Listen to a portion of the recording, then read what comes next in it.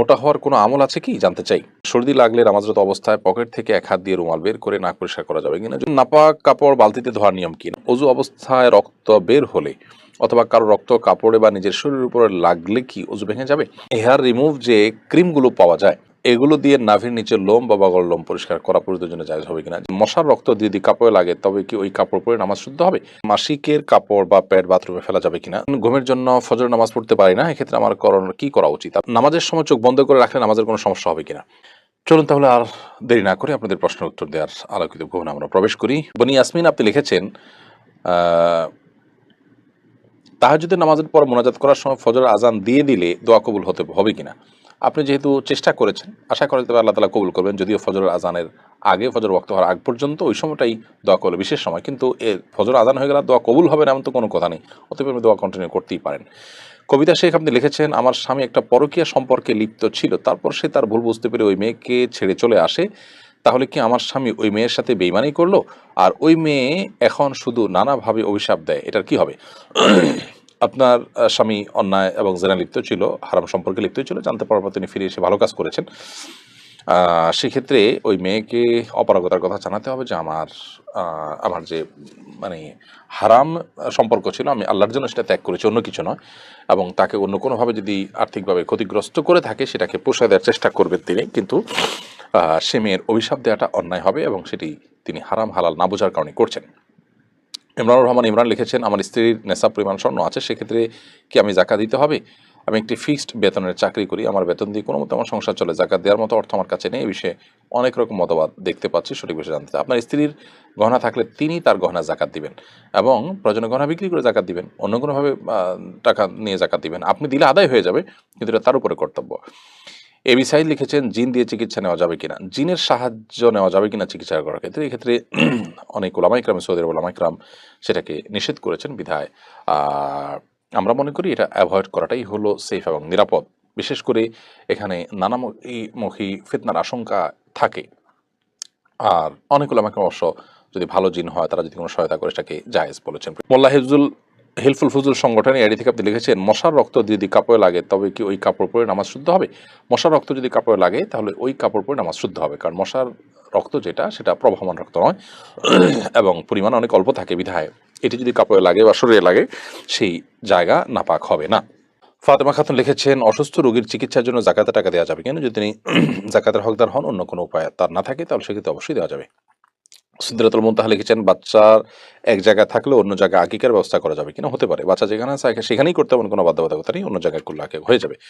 ফরহাদ ভুইয়া লিখেছেন ব্যবসায় বরকত লাভের কোনো আমল আছে কিনা জানলে উপকৃত। বরকত লাভের 10টি চাবি নামে একটা ভিডিও আমাদের 5-7 বছর আগে আমাদের বিভিন্ন হাদিস থেকে আমরা সংকলন করে রেকর্ড করেছি এবং একাধিক জায়গায় আমরা সেটা নিয়ে আলোচনা করেছি। আমাদের এই ফেসবুক পেজ এবং আমাদের ইউটিউব চ্যানেলও আছে, আপনি বরকত লাভের 10টি উপায় বা বরকতের 10টি চাবি দেখে দিতে পারেন, সেটা ইনশাআল্লাহ যথেষ্ট হবে। বিসমিল্লাহ বলে হালাল উপার্জন করবেন, ভোরে সকাল থেকে ব্যবসার কাজ শুরু করবেন, আল্লাহ তাআলা বারাকা দিবেন ইনশাআল্লাহ।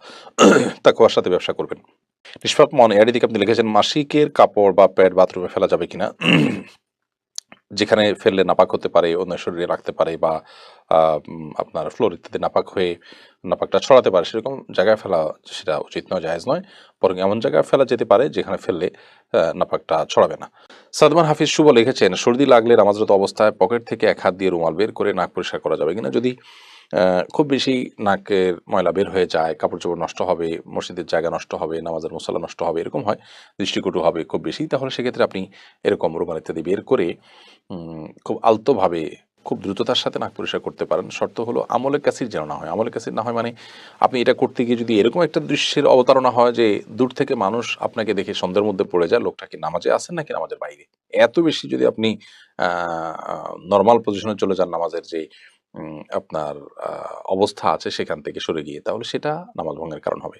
আর যদি একটা হাত বাঁধা আছে, অন্য হাত দিয়ে শুধুমাত্র আলতো করে আপনি এটা করে ফেলেছেন, তাহলে সেটা জায়েজ হতে পারে। খায়ের আহমেদ আপনি লিখেছেন ঘুমের জন্য ফজর নামাজ পড়তে পারি না, এক্ষেত্রে আমার কি করা উচিত। আপনি রাতে তাড়াতাড়ি শুয়ে যাবেন, এসার পর দ্রুততার সাথে শুয়ে যাবেন, দেরি করবেন না, তাহলে সেক্ষেত্রে আপনার ঘুমের কারণে ফজর নামাজ মিস হবে না ইনশাআল্লাহ তাআলা। এটি হলো এর একমাত্র প্রতিষেধক। সেই সাথে যারা নামাজি তাদের শরণাপন্ন হবেন, তার জন্য নামাজের ফজর ওয়াক্ত হয়ে গেলে আপনাকে আজান দিয়ে আপনাকে মোবাইলে কল দিয়ে যেন আপনাকে ডেকে দেয়, অন্য কোনোভাবে যেন ডেকে দেয়, সেটা ব্যাপারে তাদের সহায়তা চাইবেন। এমডি মোস্তাফিজুর রহমান লিখেছেন, নাপাক কাপড় বালতিতে ধোয়ার নিয়ম কি? নাপাক কাপড় যদি আপনি বালতিতে ধোন, তাহলে সেক্ষেত্রে প্রথম কথা হলো বালতিতে ধোয়ার পর, একবার ধোয়ার পর বালতির পানি ফেলে দিয়ে আবার নতুন করে সেখানে পানি নিয়ে আপনি ধোবেন। এভাবে আপনি ৩ বার ধুয়ে উম তার কাপড়ের মধ্যে যে নাপাক আছে সেটা নাপাকটা আপনি দূর করে ফেলবেন। আর যদি টেপে ধোন, তাহলে সেক্ষেত্রে টেপে ভালো করে এটাকে ডলে আ উম কয়েকবার আপনি এটাকে নিংড়ে তারপর আপনি পাক করবেন। এমনি হাসান হাবিব লিখেছেন, নামাজের সময় চোখ বন্ধ করে রাখলে নামাজের কোনো সমস্যা হবে কিনা? নামাজের সময় অনেকে চোখ বন্ধ করে রাখেন। উদ্দেশ্য হয় মনোযোগ বৃদ্ধি করা বা মনোযোগ সৃষ্টি করা। মনোযোগ সৃষ্টি করার উদ্দেশ্যে চোখ বন্ধ করে নামাজ পড়লে নামাজ হবে। কিন্তু আ যদি এটি আমরা নিয়মিত করি, সবসময় করি এবং আ এটাকে আমরা নামাজের সুন্নাহ মনে করি, তাহলে সেটা ভুল হবে। কারণ নবী করিম সাল্লাল্লাহু আলাইহি ওয়াসাল্লাম নামাজের সময় স্বাভাবিক থাকতো। তার চোখ তিনি বন্ধ করতেন, অন্য কোনো কথা জানা যায় না। তবে যেমনটি বললাম যে মনোযোগ সৃষ্টি করার জন্য যদি আপনি এটা করেন, সেটা আপনি করতে পারেন। কামরুল হাসান আপনি লিখেছেন, মোটা হওয়ার কোনো আমল আছে কি? জানতে চাই।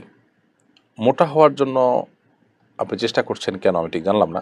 বুঝতে পারলাম না। মোটা হওয়া চাইতে বরং মানুষ এখন চিকন হওয়ার চেষ্টা বেশি করে।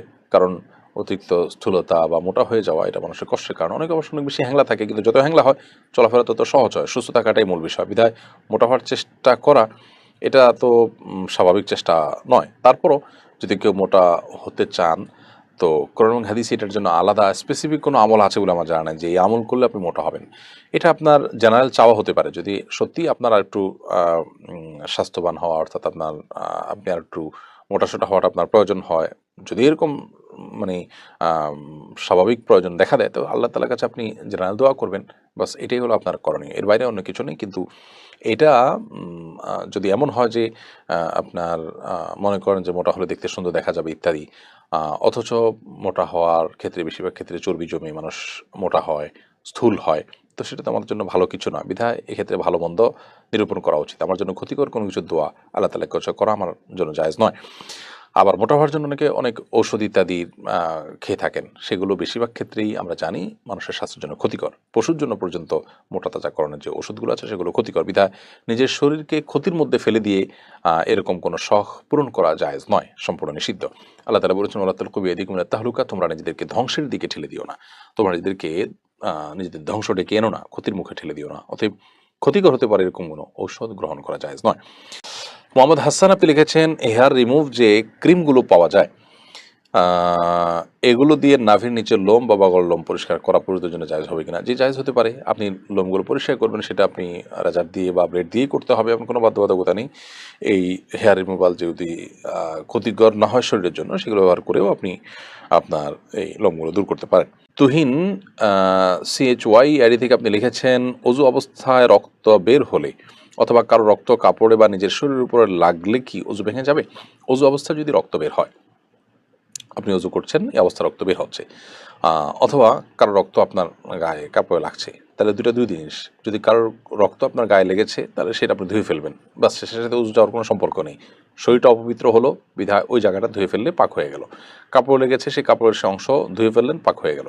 আর অজু অবস্থায় যদি রক্ত আপনার নিজের শরীর থেকে বের হয়, তাহলে সেক্ষেত্রে আপনার অজু ভঙ্গ হলো, আবার নতুন করে আপনাকে অজু করতে হবে।